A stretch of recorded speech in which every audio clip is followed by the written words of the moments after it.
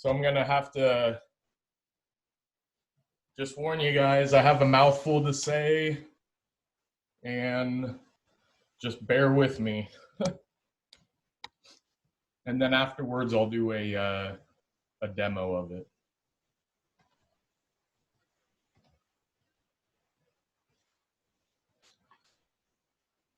Hi, my name's Daniel West. Thanks everybody for coming to our presentations today.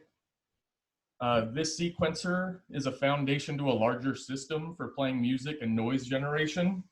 I wanted to build this sequencer because music has been a hobby all my life. I've recently taken an interest in electronic music generation during my time here in the electronic. For this idea can be modified to be able to patch different effects together for an electric guitar rather than separate oscillators. So this is a picture of the beginning breadboard process.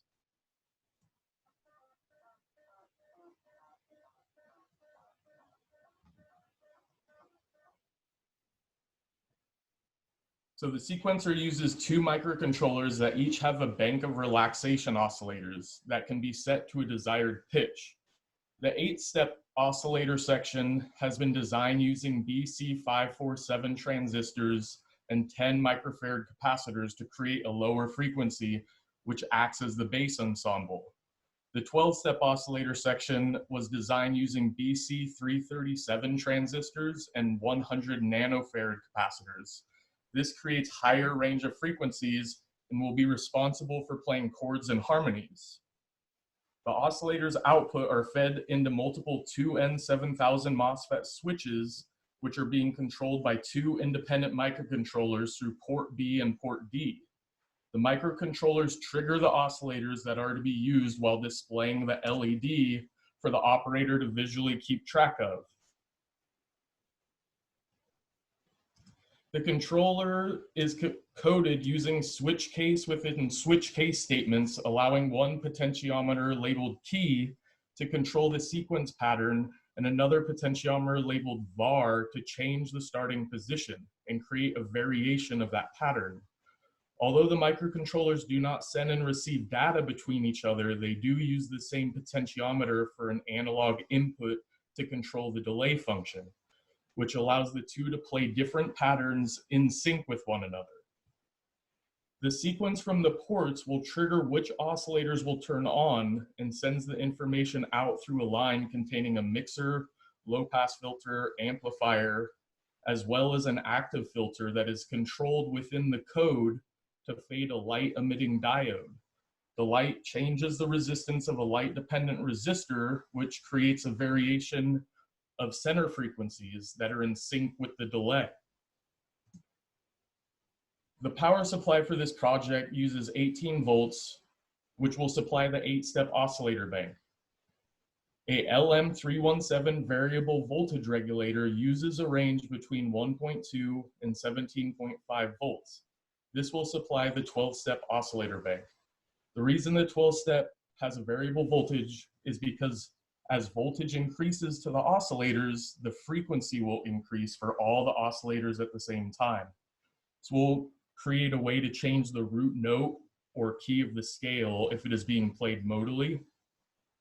So the 12-step oscillator bank needs approximately 12.5 volts to start oscillating. This supply then feeds into the LM7805 5-volt regulator that supplies the Arduino Nanos, LEDs, mixer, filter, and amplifiers. As long as the voltage stays above 5 volts, the LM7805 will have 5 volts. If the voltage goes below, the Arduino will turn off. A relaxation oscillator is a circuit that creates an AC output without an AC source signal, which depends widely on the RC time constant between the resistor, potentiometer, capacitor, and the transistor's breakdown characteristics. Notice that the transistor is reverse biased. This allows the capacitor to charge through the 1K ohm resistor and potentiometer. Once the capacitor reaches the reverse barrier potential of the PN junction, this causes the diode to start conducting, allowing the capacitor to drain. This discharge happens until the voltage reaches a level that the PN junction can overcome, allowing the transistor to once again operate in the active region. This cycle continues as long as the circuit is powered.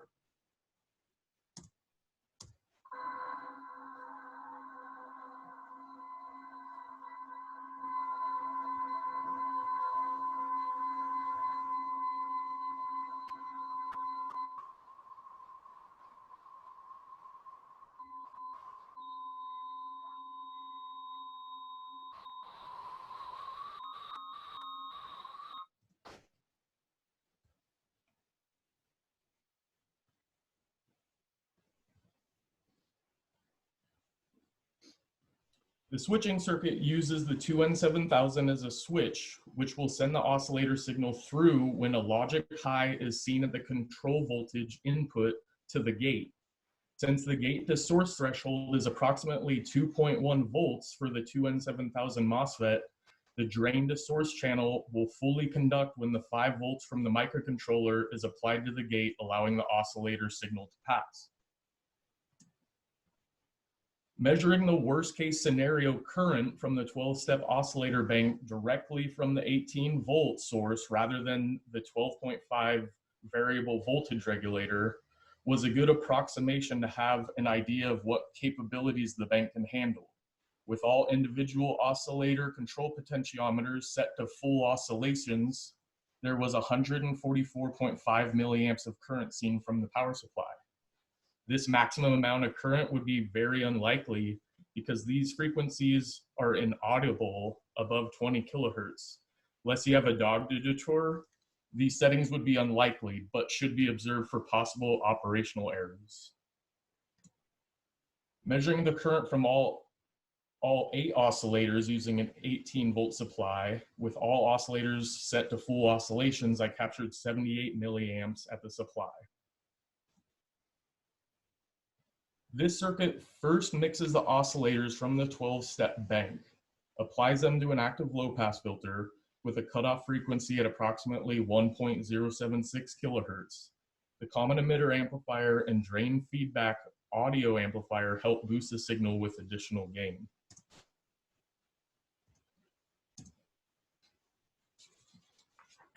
The 8-step bank is mixed together and is applied to a low-pass filter.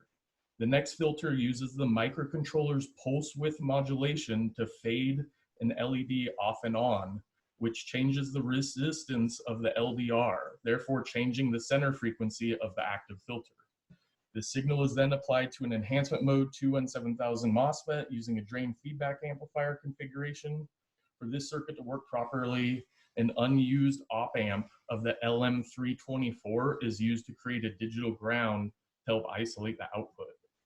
Measuring the current of this circuit produced a total of 54.1 milliamps at the supply. And this is what that auto bandpass sounds like.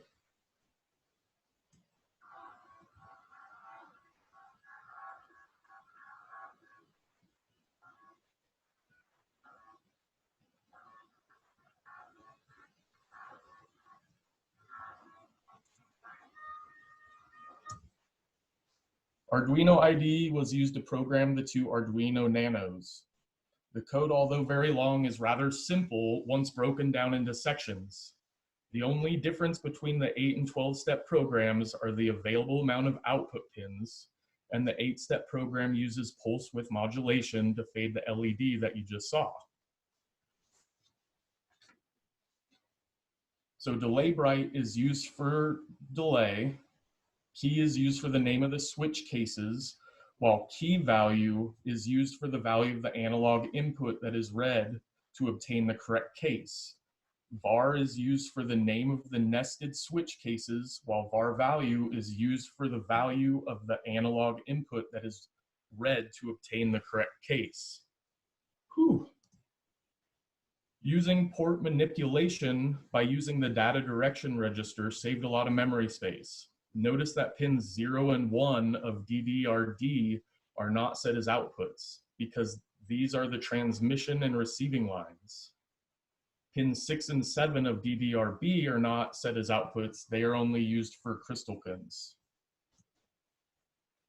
So the lines that are in bold red are associated to the fade amount portion of the code, which is the main difference between the two microprocessors' code. The fade amount is mapped to a variable value between 0 and 5. This value changes the amount of fading that is sent to the LED using analog right pulse width modulation on Arduino pin 10. Once the value of brightness reaches 10, then fade amount will become a negative value. This LED controls the resistance of the LDR. So using port manipulation allowed more memory allocation, which was helpful because using numerous switch cases took a lot of memory. The switch within a switch uses two potentiometers symbiotically. So the digital interpretation of the key value potentiometer is read along with the digital representation of the var value potentiometer. The key value will send the code to the corresponding key case statement, which has multiple nested var cases within it. The var value now points to which var case is to be implemented.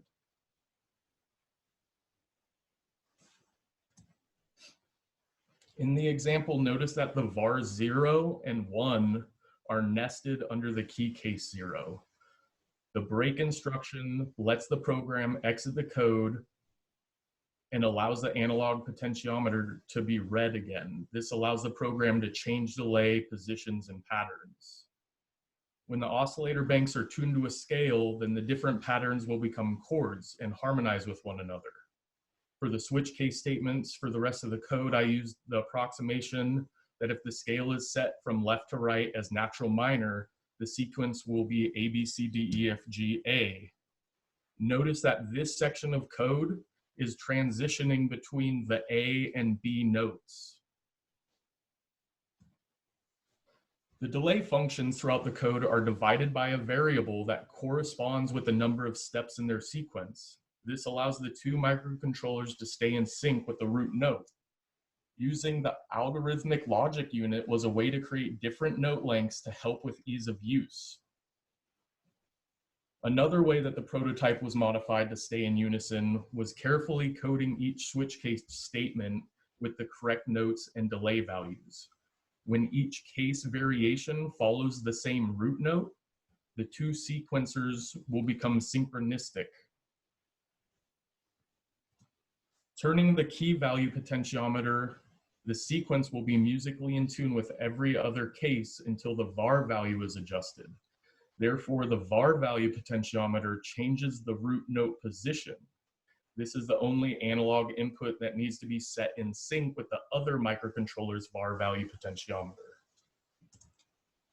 So making the two systems work together was ideal for proper functionality. This is why I changed the original design to allow a single delay pot for both microcontrollers. Although the design had a lot more control using two separate delay inputs, it was very difficult to get the two systems to run in unison. At first, I thought that I could use I2C protocols to send the delay value to the secondary microcontroller, but with the memory already at maximum capacity, wiring the same pot to both analog inputs provided a less invasive solution. So using my homemade power supply for most of the design process proved to be very satisfying. While testing the unit with a very messy and cluttered workbench, the positive and negative leads shorted together, causing the supply to fail. Looking inside, the LM317 exploded. This became a realization that during the day, the workbench needs to be intermittently cleaned because creativity and adequate space are directly proportional. So this is version 1.0. So the very first 8-step sequencer was very messy, wasted a lot of space.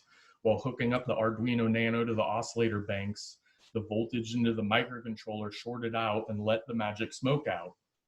You can see that the oscillator board and MOSFET switchboard traces are facing each other precariously, which eventually caused the failure. The next version of the oscillators and MOSFET switches were implemented to be together on a single perf board, as well as a secondary 12-step system that was added to the final design. This was a learning experience, and the next set of oscillators proved to be much cleaner. So the greatest learning opportunities for me are the ones where I can overcome failures. This project created many opportunities for me to problem solve new solutions after they did not go my way. I had the opportunity to watch the magic smoke leave an Arduino, heard the explosion of an LM317, obtained a sink or swim crash course in perf board design, and wrote plenty of code that did not work as intended. Coming back from these downfalls, I obtained countless new skills and insights along the way. I had the opportunity to test the Arduino and concluded that the analog inputs were fried. I got to test and repair my power supply unit after draining the caps, and did finally create a code for the controllers that worked as intended. I owe this newfound knowledge to all the electronics teachers, an extremely helpful lab aide, and an enthusiastic lab coordinator. Thank you guys. I would like to thank my partner Becca for tolerating endless out-of-tune bleeps and bloops in the middle of the night, listening to my technical rambling, but also for believing in me and giving me the motivation to keep pushing. So what I'd like to do next is box up the prototype and design a new one. I'd like to give greater attention to the mixers, filters, and amplifiers using a positive and negative supply rather than just 5 volts. Eventually, I'd like to work on MIDI interfacing as well as create other units like wave shaping, delay, reverb, and an envelope follower, and start to join them together in a small cabinet, much smaller than this one.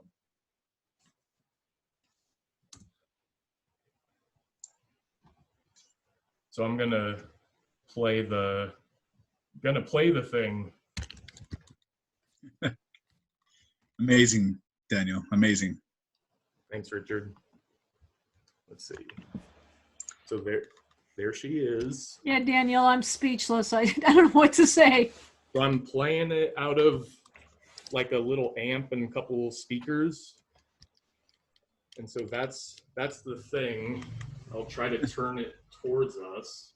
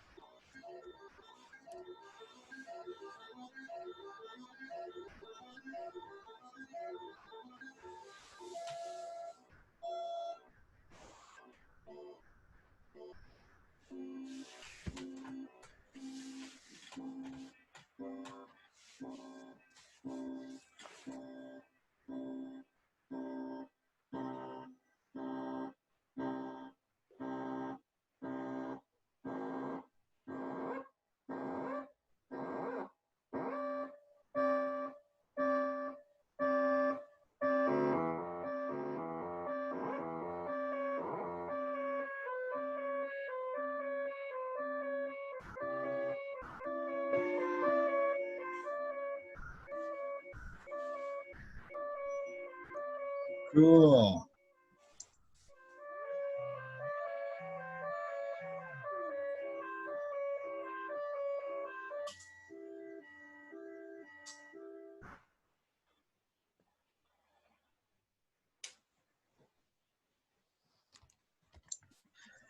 Yeah, no, you did amazing. That is a very, very, very neat thing. Couldn't do it without you guys, man. That was all you. Did There you see wasn't that much. code There that he wasn't much wrote? of us. That was all you. Fantastic work. Wow. And that's why we saved you for last, Daniel. Thanks, Richard. Daniel, typically we have the students do projects that are a little more involved than that. But you did all right. You did all right, man. Thanks, Dave. That's I a tried to make it like, modally in tune just for you. thank you. Where did you get the basic premise for the circuit design? So doing a lot of research, there was a couple different like synthesizers that were based off of Arduino. And there was actually a library called Mozzie that I looked into, but I wasn't really good at messing around with the code. It used a lot of libraries, and it was Arduino that I ended up I kind of put that on the back burner. But there's this thing called Arduino Punk Console, and it's like a 4-step sequencer that uses the tone commands that are built into Arduino. And I really, it was fun in the 125 class, but I really wanted to have like a good sound.